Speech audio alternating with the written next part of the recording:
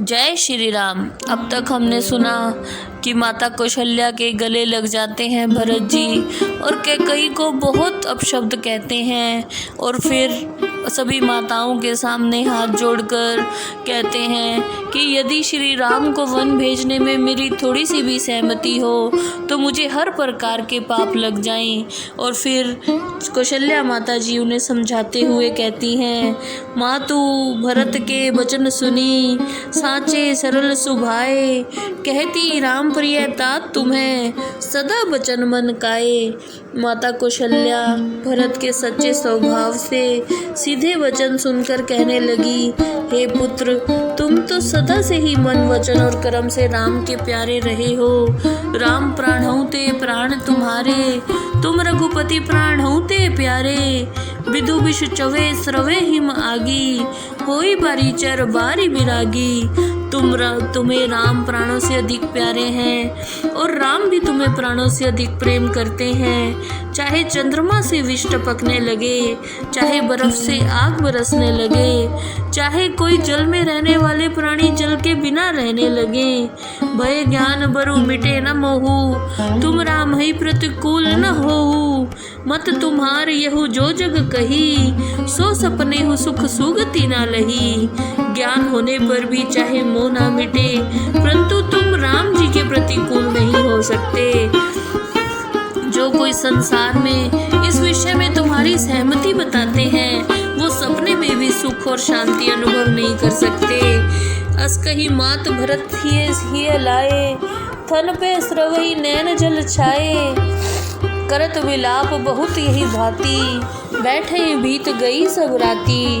माता कौशल्या ने इस प्रकार कहकर भरत जी को हृदय से लगा लिया और फिर सारी रात बीत गई। वामदेव वशिष्ठ तब आए, सचिव महाजन सकल बुलाए। मुनि बहु भांति भरत उपदेसे, कहीं पर मारथ बचन सुदेसे।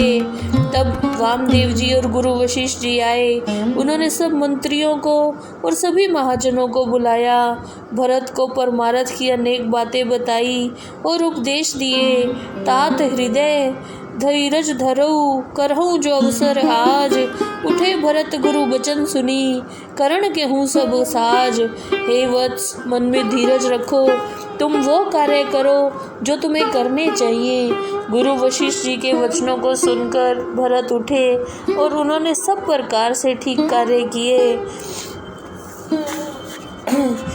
यही विधि तहा क्रिया सब कीनी, विधिवत नहाई तिलांजलि दीनी। सोधी स्मृति सब वेद पुराना, की नहीं भरत दस गात विधाना। इस विधि से भरत जी ने सभी दाह कर्म किए, फिर स्नान करके राजा को तिलांजलि दी। सब वेद पुराण और स्मृति के अनुसार भरत जी ने दस गात्र कर्म किया। और फिर जब सारी विधियां ठीक तरह से संपन्न हो गई, उसके बाद गुरु वशिष्ठ जी ने दोनों भाइयों को बुलाया और नीति संबंधी उपदेश दिए।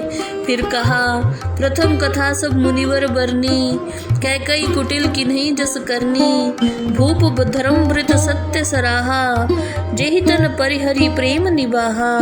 मुनिवर वशिष्ठ जी ने पहले तो वह सब कथा कही, किस प्रकार कैकई ने कुटिलता से भरत के लिए राज्य मांगा।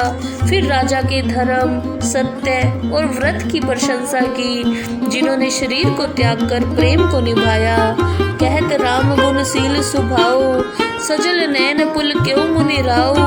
बहुरी लखन सिय प्रीति बखानी, शोक स्नेह मगन मुनि ज्ञानी। श्री राम के गुण शील स्वभाव का वर्णन करते करते मुनि वशिष्ठ जी की आंखों में आंसू आ गए और फिर लक्ष्मण जी और सीता जी की प्रीति का वर्णन करके श्री राम जी के चरणों में और फिर गुरु वशिष्ठ जी स्नेह में मगन हो गए।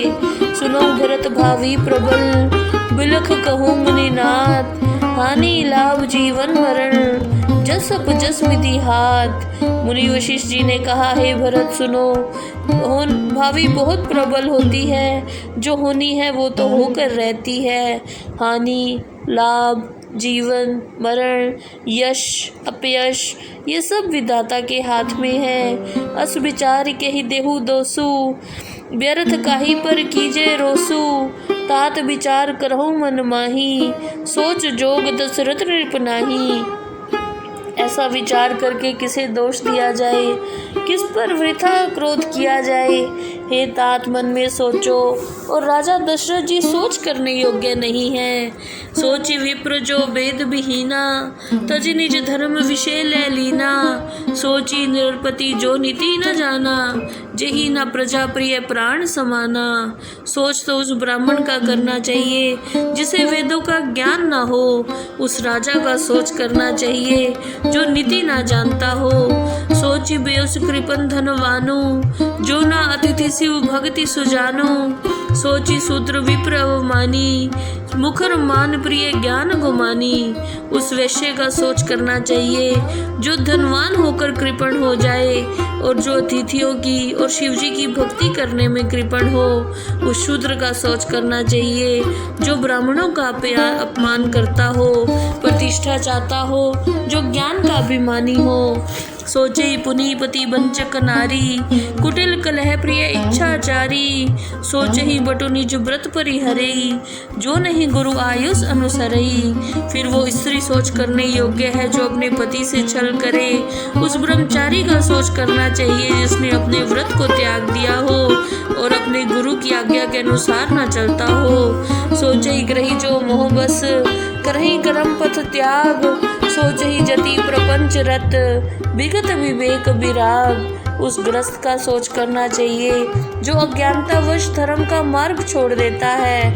उस सन्यासी का सोच करना चाहिए जो संसारिक मोहमाया में फंसकर वैराग्य से रहित हो जाता है और ज्ञान से रहित हो जाता है। खानस सोई सोचे जोगो, तप बिहाई जे ही भावई भोगो। सोच ही पिसुन अकारण क्रोधी, जननी जनक गुरु बंधु विरोधी। वह वानप्रस्थी सोच करने योग्य है जिसे तप छोड़कर भोग विलास अच्छा लगे। जो चुगलखोर बिना कारण क्रोधी, माता पिता और अपने बंधुओं का शत्रु बन जाए, उसके बारे में सोचना चाहिए। सब विधि सोच ही परोपकारी, निज तन पोषक निर्दय भारी। सोचनीय सभई विधि सोई, जो ना छाड़ छल हरिजन सोई। जो व्यक्ति दूसरे का बुरा चाहता है, जो अपने शरीर को पुष्ट करना चाहता है, जो निर्दयी है, जो व्यक्ति छल को छोड़कर भक्त नहीं बन सकता, वह ही सब प्रकार से सोच करने योग्य है। सोचनीय नहीं कौशल राउ, भुवन चारि दस प्रकट प्रभाव। भयो न अहिना अब हो निहारा, भूप भरत जस पिता तुम्हारा। विधि हरिहर सूर प्रति दिशि नाथा, वर्ण ही सब दशरथ गुण गाथा। महाराज दशरथ जी तो किसी प्रकार सोच करने योग्य नहीं है। उनका प्रताप 14 लोकों में फैला हुआ है। हे भरत, तुम्हारे पिताजी जैसा ना तो कोई राजा हुआ है, ना है और ना ही भविष्य में होगा। ब्रह्मा, विष्णु, महेश और सभी दशरथ जी के गुणों की प्रशंसा करते हैं। कहूँ तात के ही भांति कहूँ, करही बड़ाई तासु। राम लखन तुम शत्रुघ्न, सरिस सुवन सुचि जासु।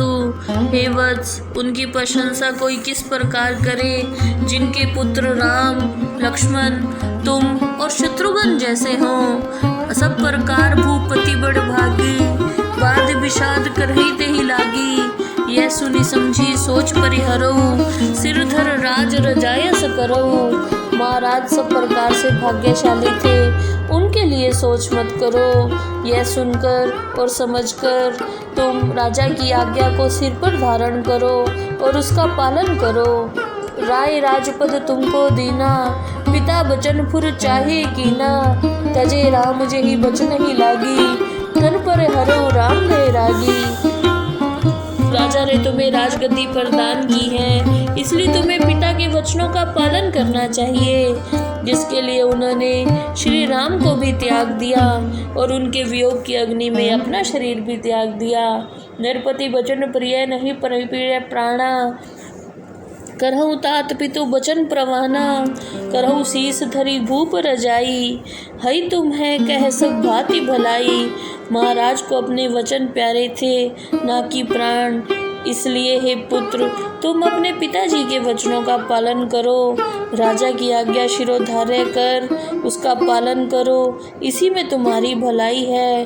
परशुराम पितु आज्ञा राखी, मारी मातु लोक सब साखी, तन्ने जजात ही जोबन देऊ, पितु आज्ञा अग अजस न भयऊ। परशुराम जी ने अपनी पिता की आज्ञा का पालन किया और अपनी माता को मार डाला। इस बात के सब साक्षी हैं। राजा ययाति के पुत्र ने अपने पिता को अपना यौवन दे दिया।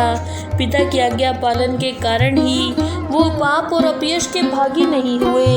अनुचित उचित विचार तजी, जे पाल ही पितु बैन, ते भाजन सुख सुजस के, बसई अमरपति एन। उचित और अनुचित का ख्याल ना करके जो अपने पिता की आज्ञा का पालन करता है वो सुख और सुयश के पात्र बनकर स्वर्ग में निवास करता है।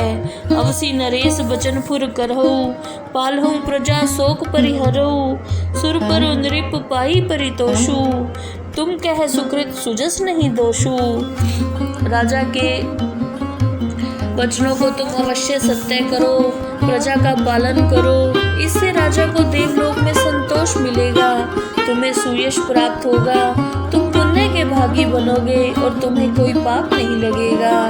वेद विदित सम्मत सभी का, जेहि पितु देहि सो पावहि टीका, करहु राज परिहरौ गलानी, मानहु मोर वचन हित जानी। वेदों में भी कहा गया है और सब लोग कहते हैं कि जिसको पिता ने राजगद्दी दी उसी का ही राज तिलक होता है।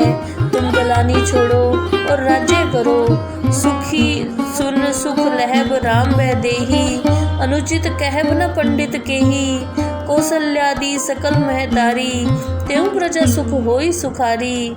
श्री राम जी और सीता जी भी इस बात को सुनकर सुख प्राप्त करेंगे।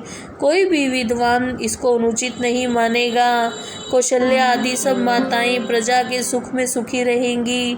परम तुम्हार राम कर जाने, सो सब विधि तुम सन भल माने, सौंपहूँ राजू राम के आए, सेवा करहूँ स्नेह सुहाए। जो भी तुम्हारे और श्री राम जी के स्नेह को जानता है वो सब प्रकार से तुमको भला कहेगा। श्री राम जी के आ जाने पर उनको राज्य सौंप देना और फिर भली भांति उनकी सेवा करना। श्री राम जी के लौट आने पर उस समय तुम्हें जैसा उचित लगे तुम वैसा ही करना। जय श्री राम।